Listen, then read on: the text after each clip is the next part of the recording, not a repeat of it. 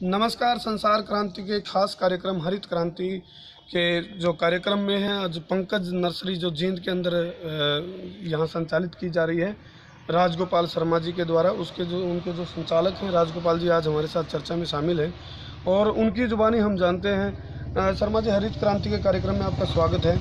किस तरह के सुधार की ज़रूरत है? आप यदि देखो, आप नर्सरी का संचालन कर रहे हैं तो आपको और भी ज़्यादा जानकारी होगी, तो आप थोड़ा बताएं लोगों को, जो हरियाली है उसका हमारे जीवन में क्या महत्व है? ये ग्रीनरी जो है, अगर ये ग्रीनरी जो है हर आदमी का काम की है, हर आदमी के लिए इसके बगैर जीना बेकार है जी। अगर ग्रीनरी नहीं रही तो जीवन मात्र ज़मीन पे नहीं रहेगा। तो कुल मिलाकर के अगर इसकी तरफ हमने ध्यान नहीं दिया, गवर्नमेंट ने ध्यान नहीं दिया, हमारे समाज ने ध्यान नहीं दिया, तो आज से ही जो है इतनी गर्मी पड़ रही है, उसका रिजल्ट हमारे सामने है। ये आगे कितना भयंकर हो जाएगा, तो इस चीज़ के बारे में हम सबको सोचना पड़ेगा। तो ग्लोबल वार्मिंग की यदि बात की जाए तो क्या उसकी रोकथाम का भी इलाज है? बस इलाज तो यही है कि हर आदमी किस हिसाब से एक पेड़ कम से कम लगाए। जी। वैसे तो 100 लगाए वो भी कम है, जी। लेकिन वो कंडीशनल कैसे लगाए, ये गवर्नमेंट का काम है, हमारे समाज का काम है। हमारे समाज में प्रबुद्ध जो संस्था के समाज सेवक हैं, जी जी जी, उन सबका मिलकर के काम है, लेकिन वो आखिर में गवर्नमेंट को ही आप लोग कुल मिलाकर के सरकार को भूमिका निभानी होगी। निभानी होगी। तो खासकर यदि हम युवाओं की बात करें, युवाओं के अंदर हरियाली के प्रति प्रेम को कैसे जगाया जा सकता है? युवाओं के लिए जो सिलेबस है हमारा, शुरू से ही ऐसा काम करना चाहिए। सरकार को सिलेबस ऐसा बनाया कि उसके अंदर 1 घंटे ग्रीनरी के ऊपर हो, हरित क्रांति के ऊपर हो। जी।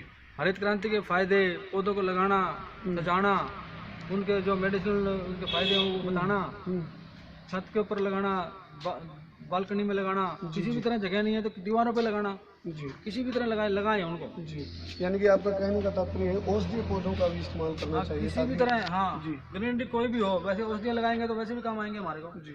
तो आपकी जो नर्सरी है शर्मा जी, इसमें कुल मिलाकर के कितने प्रकार के जो पौधे आपके पास है? मेरे पास तो ऐसे गिने तो है नहीं वैसे, लेकिन होंगे कम से कम 12-15 हज़ार तो वैरायटी होंगी। तो इनमें औषधीय हैं और जो अलग प्रकार के डेकोरेटिव प्लांट भी हैं, फ्रूट प्लांट भी हैं और मेडिसिन भी हैं। जी।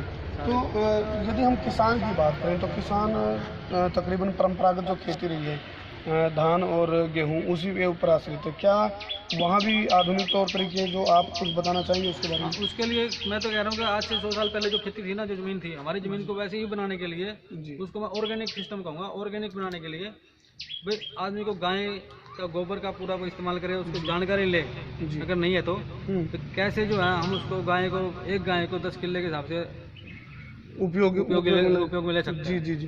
तो गाय की भी आप बात कर रहे हैं, तो गाय के माध्यम से भी गौ की भी रक्षा हो सकती है। और उसके गोबर, गाय की सेवा और गाय की रक्षा जी, और अपनी ज़मीन की रक्षा, अपनी कल्चर की रक्षा, जी, हर चीज़ मिलाकर के अपने समाज की, अपनी धरती की, जी, तो हर रक्षा संभव, पूरा का पूरा हिसाब किताब जो है, ये हरियाली और गाय दोनों मिलाकर के इतना बड़ा काम कर सकते हैं जिसका कोई हिसाब नहीं। जी। तो ये थे हमारे साथ चर्चा में शामिल पंकज नर्सरी जो जींद में संचालित कर रहे हैं राजगोपाल शर्मा जी। इनका मानना है हरियाली की यदि हम बात करें तो शुरू से ही इसके प्रति जागरूक रहने की आवश्यकता थी। ग्लोबल वार्मिंग जैसी यदि समस्या आज पनप रही है तो उसमें मुख्य रूप से हरियाली से लोगों का मोह भंग हो जाना है। समय रहते ही लोगों को इस ओर ध्यान देना होगा, लोगों के साथ साथ सरकार को भी इस ओर ध्यान देना होगा। और गौ संवर्धन की बात भी इन्होंने बीच में कही। एक गाय यदि हम पालेंगे तो गौ की रक्षा भी होगी, सुरक्षा भी होगी और व्यवस्था भी सुधर जाएगी। जींद से संसार क्रांति के लिए कर्मवीर आर्य।